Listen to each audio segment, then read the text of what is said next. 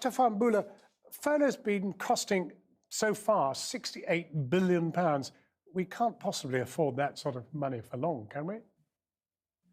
Well, I think you have to think about the counterfactual. Imagine if we hadn't have had the furlough scheme, the absolute scarring impact on the economy, which quite frankly would cost far more. But for me, the key thing is furlough was put in order to deal with an economic crisis. We are not out of that crisis yet. We're not out of the woods yet. And it feels incredibly short term to be trying to pull the brakes on it. With the analysis we've done with the New Economics Foundation suggests of the million people still on furlough, about 700,000 will be at risk of redundancy.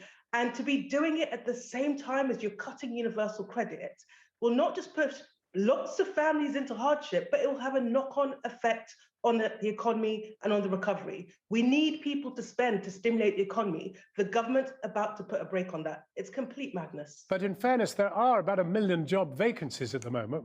Why should we go on paying to keep people off work?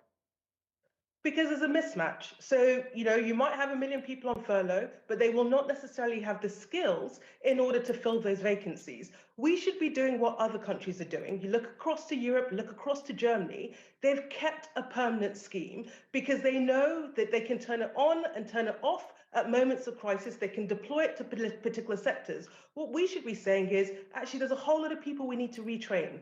Let's not just dump them onto the labour market, have mass redundancies and have the negative impacts of that. Let's get people working part-time, subsidised by furlough and retraining, and then we can move people into the jobs that are being created and into the jobs that exist. But just to say we've got 1 million jobs, we're going to turn off furlough, a whole lot of people who don't have the right skill sets will be dumped onto the labour market, makes absolutely no sense.